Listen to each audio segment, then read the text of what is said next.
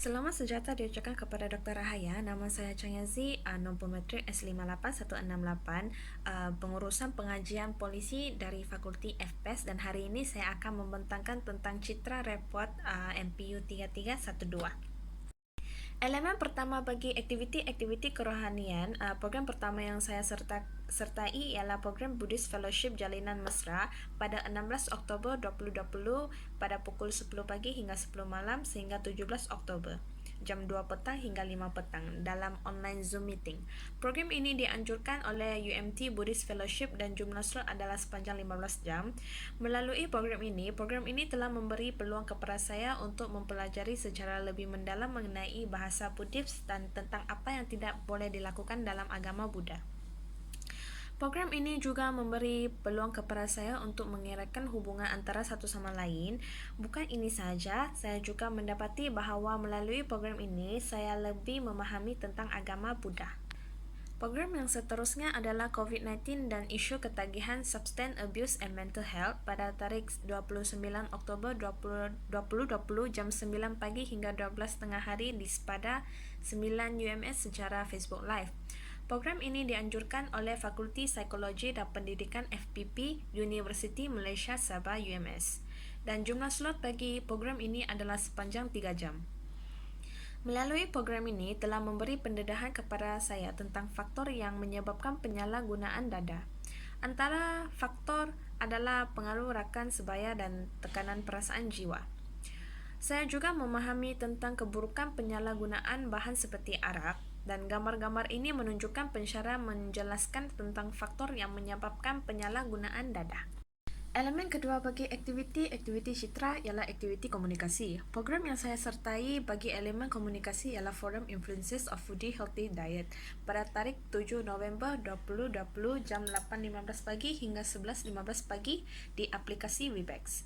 Program ini dianjurkan oleh Food Science Club FSC Universiti Malaysia Terengganu UMT, dan jumlah slot adalah sepanjang 3 jam. Program ini telah memberikan pendedahan kepada saya tentang apakah badan yang kita perlukan seperti protein, mineral, karbohidrat, air, lemak dan vitamin. Program ini juga memberi peluang kepada saya untuk mengetahui bagaimana untuk menyediakan menu yang sihat. Sebagai contoh, kita perlu sediakan menu yang mempunyai berbagai jenis makanan dan zat-zat makanan di semua kumpulan yang terdapat di dalam piramid makanan dimasukkan ke dalam menu seharian kita. Gambar-gambar ini menunjukkan penganjur menjelaskan beberapa minimum karbohidrat seharian. Bukan ini sahaja, penganjur juga menjelaskan cara-cara kita makan dan contohnya kita makan 500 hingga 1.500 gram per hidangan.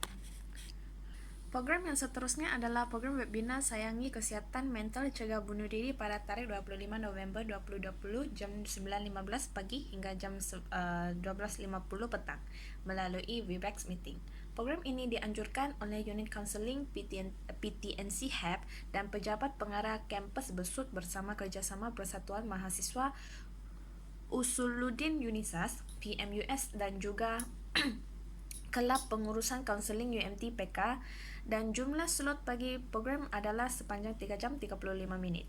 Melalui program ini, saya mendapati bahawa program ini dapat memberikan pendedahan terhadap faktor yang akan mempengaruhi kesihatan mental. Antara faktor adalah faktor persekitaran, faktor individu sendiri, dan juga peristiwa dalam kehidupan seseorang individu. Program ini juga memberi penjelasan tentang kepentingan kesihatan mental seseorang. Gambar-gambar ini telah menunjukkan pensyarah memberi penjelasan tentang punca dan terapi menurut psikospiritual Islam. Seterusnya, program yang saya sertai bagi elemen kesukarelawanan adalah program Volunteering Online Forum From Zero to Hero pada tarikh 10 Disember 2020 jam 8.30 pagi hingga 11 pagi di aplikasi Webex. Program ini dianjurkan oleh Jawatankuasa Perwakilan Kolej Kediaman UMT sesi 2020-2021 dan jumlah slot adalah sepanjang 3 jam 30 minit. Melalui program ini, saya mendapati program ini dapat memberikan penjelasan tentang peranan dalam golongan remaja, terutamanya pelajar universiti, tentang aktiviti kesukarelawanan. Melalui program ini, saya juga dapat mengetahui kebaikan untuk menolong orang yang berada dalam kesusahan.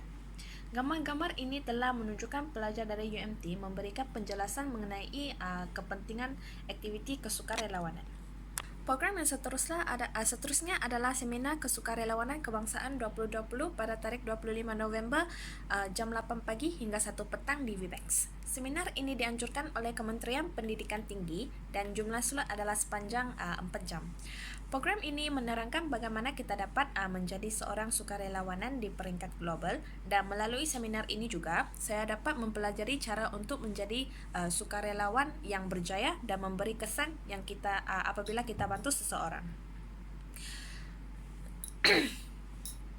Saya juga dapat mengetahui sukarelawan tidak boleh melakukan sesuatu yang mempunyai tujuan diri sendiri dan tidak boleh mempunyai fikiran pentingkan diri sendiri apabila kita membantu seseorang.